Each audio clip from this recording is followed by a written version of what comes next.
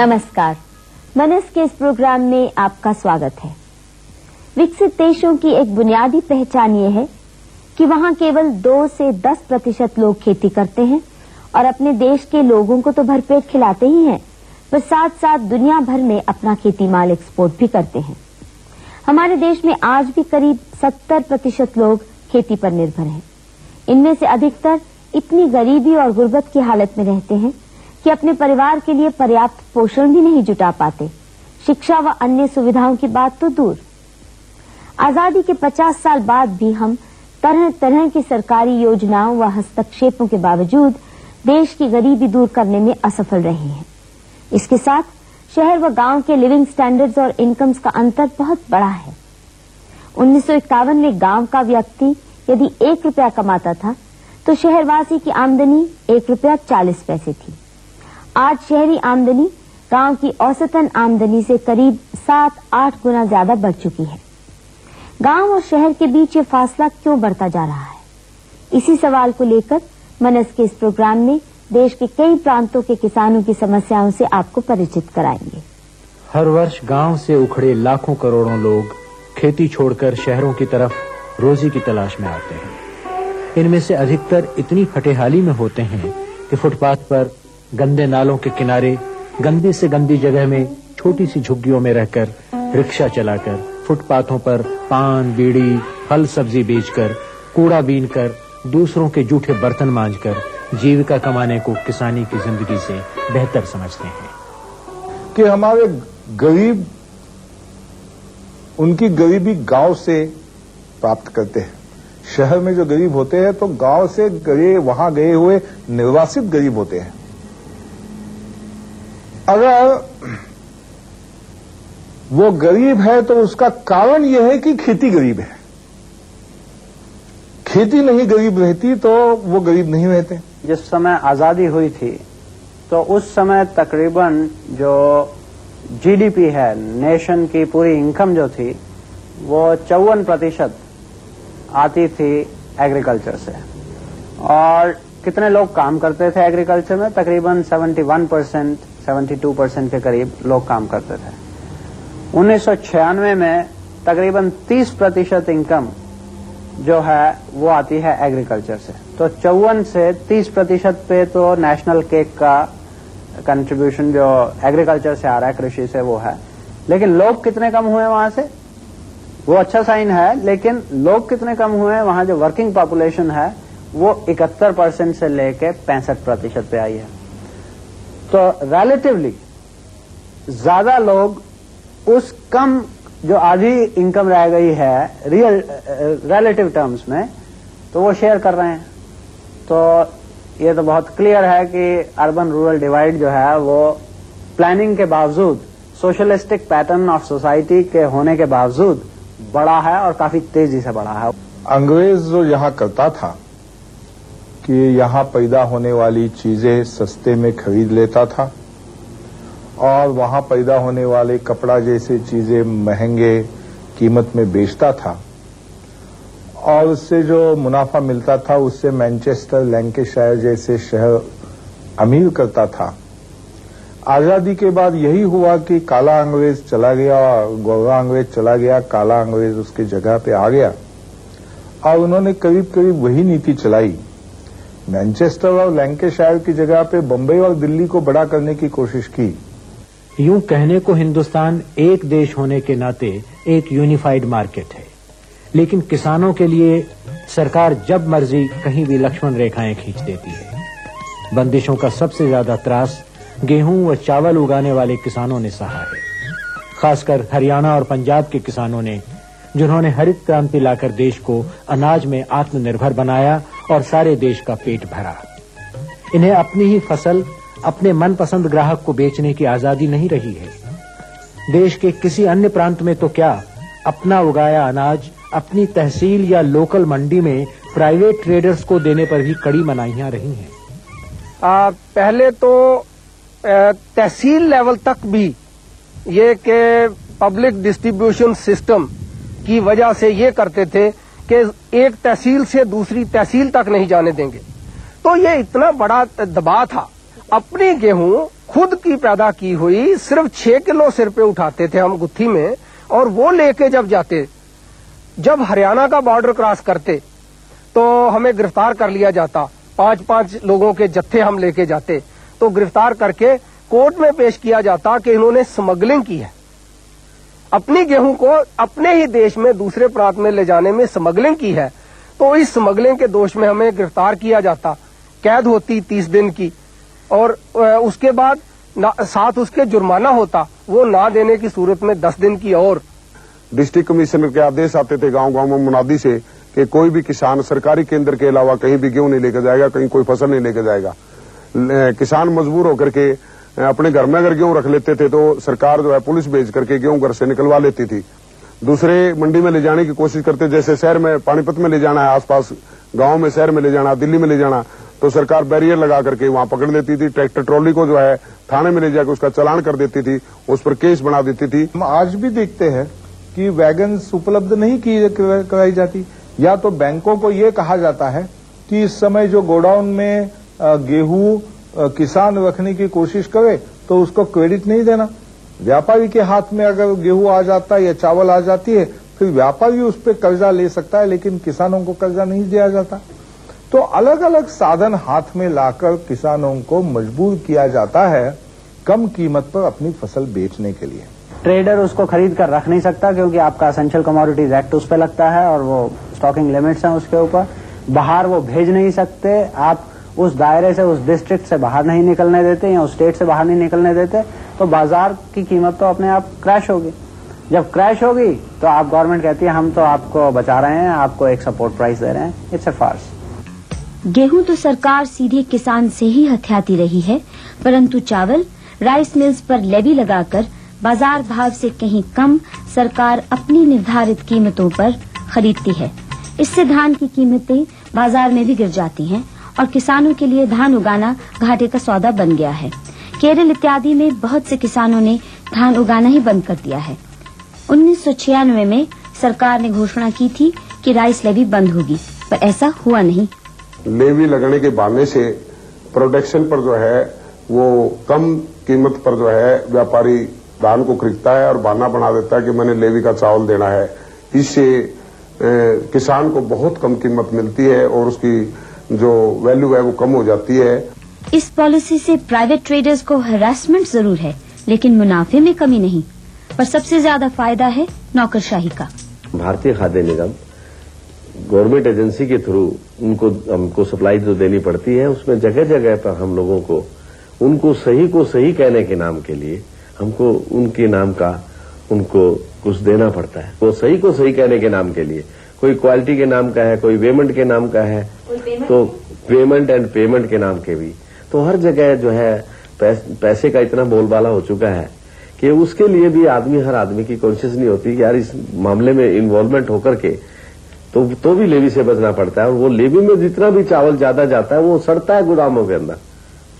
लेकिन सरकार ये चाहती है कि भाई चलो जितना भी लेवी जो है ना ज्यादा आएगी तो उसके अंदर जो है ना सरकार मुलाजिमों को ज्यादा उसके अंदर उसकी अपनी वो बनेगी। सरेआम जो है ना पैसे लेते हैं, कोई ऐसी बात नहीं है, उसमें चोरी छपे की बात नहीं है।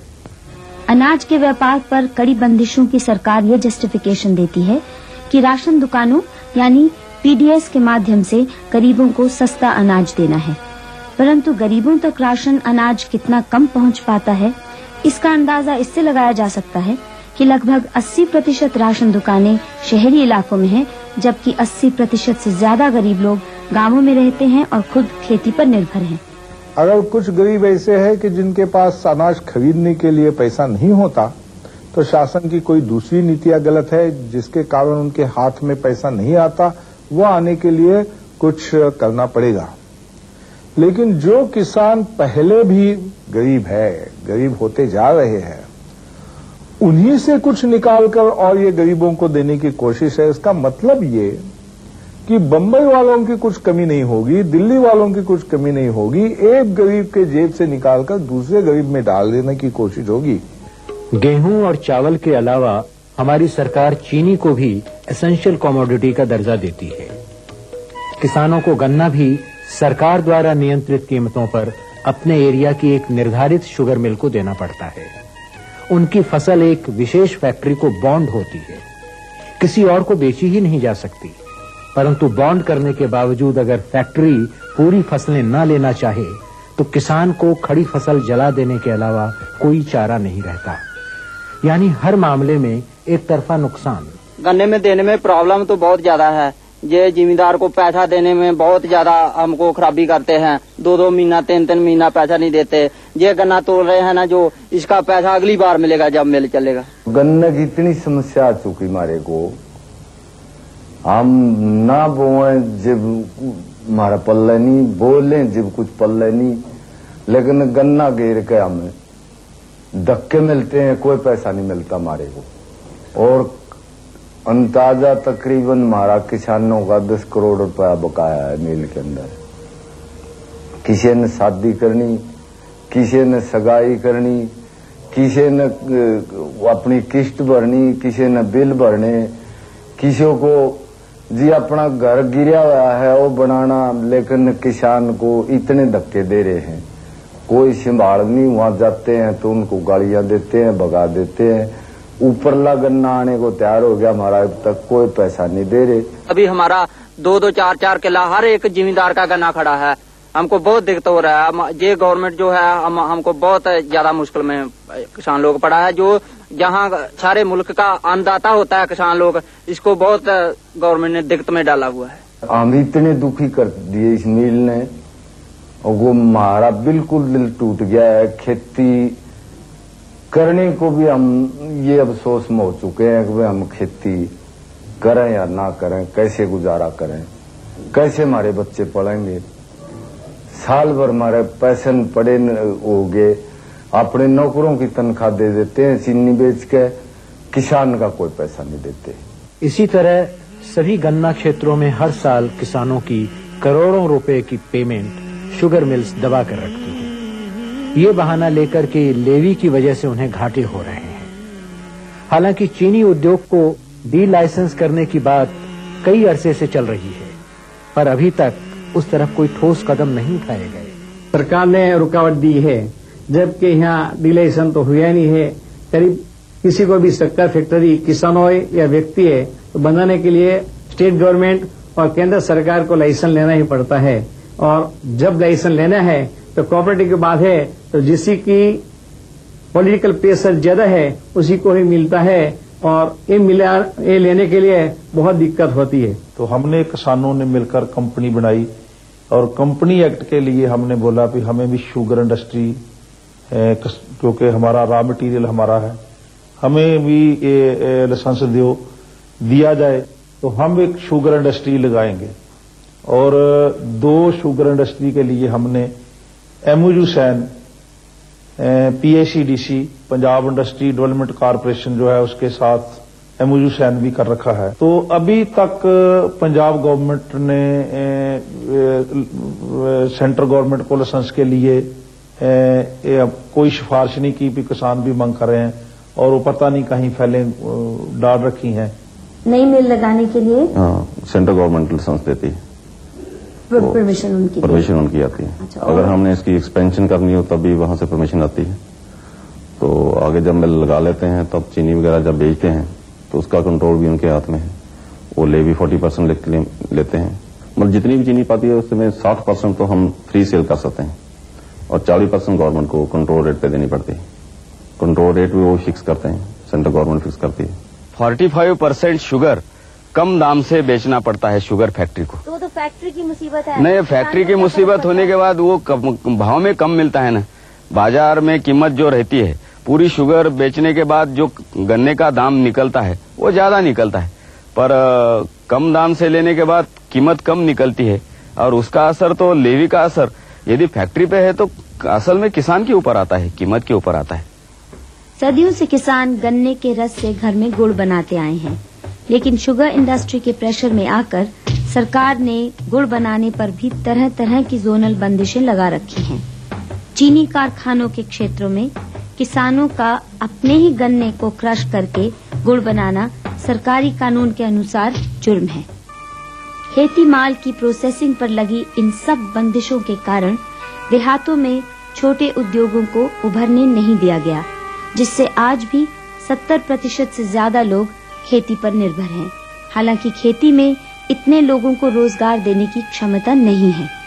यही हमारे देश की गरीबी का सबसे बड़ा कारण है। बिना लाइसेंस प्रोसेसिंग करने की इजाजत नहीं और बिना राजनीतिक प्रभाव के लाइसेंस मिलना संभव नहीं। ये raw cotton act, essential commodities act, ये ऐसे कानून है कि जिसमें जो भी चीज हम लोग किसान उगाते हैं उसको जिस तरह से जैसे उगता है वैसे ही बेच देना पड़ता है। कोई भी चीज हम जाके चौक में या बाजार में नहीं बेच सकते हैं। कॉटन की प्रोसेसिंग नहीं कर सकते, यहाँ तक के कि घर में गद्दे भरने के लिए भी कॉटन, उसकी प्रोसेसिंग हम नहीं कर सकते। फेडरेशन का कायदा रॉ कॉटन एक्ट होने के बाद कई जगह पे गद्दे भी जब्त किए गए हैं। पुलिस ने इतना इन्फोर्स किया है उस कायदे को। जीन नहीं कर सकते, उसको ऑयल नहीं निकाल सकते, खली नहीं बना सकते। और कोई करे तो गुनाह है। ये सब इसलिए कि किसान सरकार द्वारा तय कीमत पर सरकारी एजेंसीज को ही कपास बेचें। इसके अलावा किसानों के लिए जहां मर्जी इकोनॉमिक बॉर्डर्स खड़े कर दिए जाते हैं। महाराष्ट्र के कपास किसानों ने सरकार की मोनोपोली प्रोक्योरमेंट के खिलाफ लंबे आंदोलन लड़े। उन्हें प्राइवेट ट्रेडर्स को या बगल के प्रांतों की मंडियों में अपनी कपास बेचने की इजाजत नहीं। ये सब टेक्सटाइल इंडस्ट्री के दबाव से, ताकि उन्हें कम से कम भाव में कपास मिले। महाराष्ट्र गवर्नमेंट की एक रॉ कॉटन मोनोपोली प्रोक्योरमेंट बोल के पणन महासंघ ऐसी संस्था है जो महाराष्ट्र में ही है। इसके अलावा ओपन मार्केट यानी कि खुली खरीदी महाराष्ट्र में नहीं है। व्यापारियों को खरीदी करने का यहाँ कानून नहीं है और उसको ही बेचना पड़ता है। हर साल पे सेंट्रल गवर्नमेंट सपोर्ट प्राइस यानी कि आधारभूत कीमत निकालती है हंगाम सीजन के पहले, और उसके आधार से ये फेडरेशन खरीदी करता है। पिछले 20-22 साल में एक 3 साल छोड़ के महाराष्ट्र के कपास किसान को बाजू के जो स्टेट है जहां ओपन मार्केट है, खुली खरीदी है, उससे रेट कम मिले हैं। 200, 300, 400 ऐसे कुछ साल है 500, 700, 1000 तक फर्क रहा है। कि मैं किसान होने के नाते मैंने डिसाइड कर लिया था कि मोनोपोली को मैं नहीं दूंगा, बाहर ही जाके बेचूंगा। जब यहाँ 2100 रुपए मिल रहा था, वहाँ 2400, 2450, 2500 रुपए तक मिल रहा था।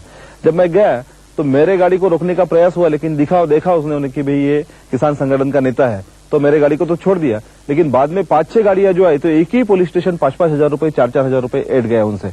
और हर जगह पे कहीं पुलिस दिखता है तो 50-100 रुपए उसको देने ही पड़ते हैं। आरटीओ चेकिंग जो होती है दोनों स्टेट की, वहां पे 300-400 रुपए, लेकिन उनका डिसाइडेड रेट रहता है। गए साल में तो ऐसा कंपटीशन रहा कि जो बॉर्डर पे पुलिस चौकियां थी वहां डेपुटेशन करने के लिए फौजदार या इंस्पेक्टर हो, उसके लिए मंत्री और उसके जो लीडर है उसके लिए तो 5-5 लाख 10-10 लाख रुपए दे के वहां ड्यूटी लेते थे। उद्योग में देखें तो उनकी कीमतों पे इतना प्रोटेक्शन दिया गया है, क्योंकि इंपोर्ट कोई चीज नहीं हो सकती, होगी तो 40% इंपोर्ट ड्यूटी लगेगी या 60% इंपोर्ट ड्यूटी लगेगी, और 300% तक भी थी। ठीक है, आज की डेट पे भी आपकी एवरेज ड्यूटी 30% से नीचे नहीं है तकरीबन।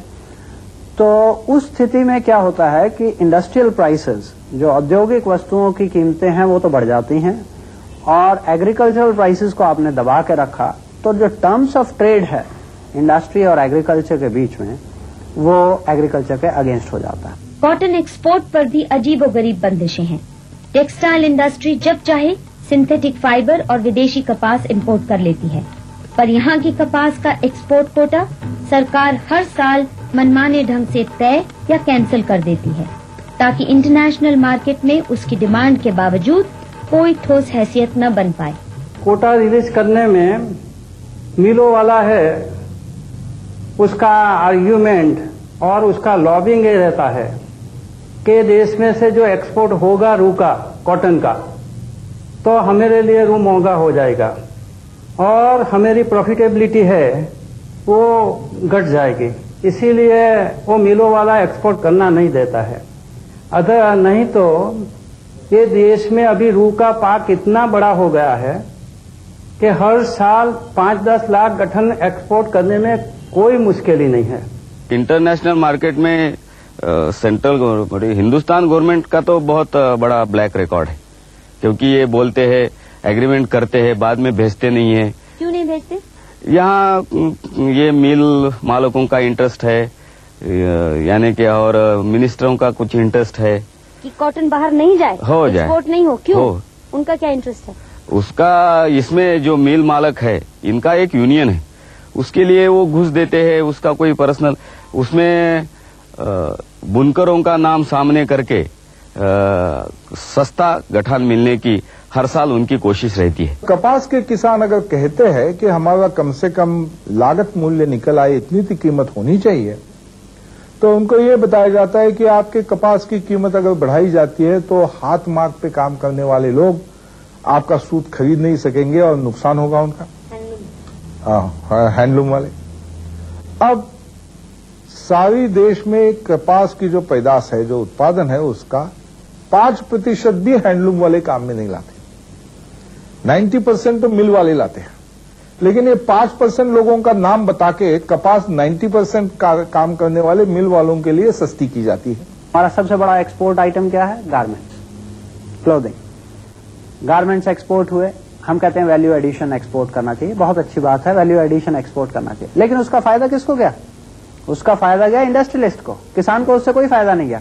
किसान अगर अपनी कपास भेजता या ट्रेडर भी उसकी कपास को लेकर बाहर भेजते तो कपास की कीमत ऊपर बढ़ती। तो इसमें जो डिस्ट्रीब्यूशन ऑफ गेन्स है वो बड़ा अनइक्वल है। अगर आप उद्योगों को ज्यादा आरक्षण देंगे, और वो इतना पावरफुल आरक्षण है कि वो कृषि के अगेंस्ट जाता है। कपास, गेहूं, चावल इत्यादि को एक्सपोर्ट होने से रोकने के लिए सरकार ही तय करती है कि मिनिमम एक्सपोर्ट प्राइस क्या हो। ये कीमतें अक्सर इतनी ऊंची रखी जाती हैं कि भारतीय उपज इंटरनेशनल मार्केट में कम्पीट ना कर सके।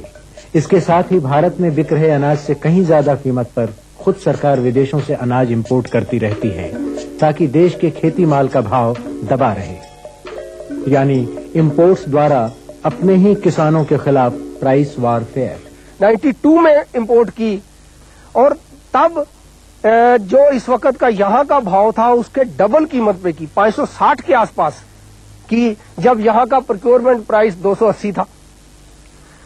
तो हमने भारतीय किसान यूनियन के माध्यम से यहाँ की सरकार को लिखा कि आप बाहर से इतनी कनक बाहर से गेहूं मंगवा रहे हो, और हम आपको जितनी चाहो देने को तैयार है, हम आपको 400 रुपए क्विंटल में देने को तैयार है।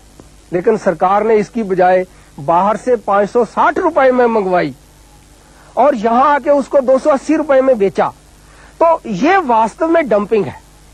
यहाँ का पैदा करने वाले का दबा के रखने के लिए ये एक इस्तेमाल किया हुआ हथियार है। यही दोहरी नीति बैंकिंग में भी लागू है। शहरों में तरह तरह की कंपीटिंग बैंकिंग संस्थाएं हैं। अब तो फॉरेन बैंक्स को भी बिजनेस की इजाजत मिल गई है, परंतु ग्रामीण बैंकिंग पर आज भी सरकार की पूरी मोनोपोली है और उसके कई कायदे सूदखोर महाजनों से भी बदतर हैं। 1887 का पंजाब लैंड रेवेन्यू एक्ट जब यहाँ अंग्रेजों की सरकार थी, उस जमाने का हमारा ये कानून है। उसकी धारा 67A के अंदर ये है कि किसान को गिरफ्तार करो बगैर किसी उसके FIR दर्ज किए, सीधा एक बैंक का कर्मचारी जाकर किसान को पकड़े, जीप में डाल करके और उसको जेल में डाल देता 40 दिन के लिए। मारे को वहां ले जाकर पीटा भी जाता है, जेल भी कराया जाता है, धमकियां भी देते हैं, भूखे तिशाए भी मारे को रखते हैं। वहां रख कर फिर मारे को कहते हैं या तो पैसे भर, यानी तेरी जमीन को भी हड़प करेंगे, तेरे को जेल में देंगे। तो ऐसे व्यवहार होते हैं हमारे साथ। और वो कानून यहाँ तक अमान्य है कि आज कोई 302 का या बड़ी बड़ी धाराओं में चलान होते हैं, लेकिन ये संविधान के अंदर है कि किसी बड़े से बड़े अपराधी को 24 घंटे के अंदर मजिस्ट्रेट के सामने पेश किया जाता है। लेकिन ये इतना बड़ा अपराध भी नहीं है, जिसने अपनी प्रॉपर्टी दी हो, रैन की हो, तो इतना बड़ा अपराध भी नहीं है।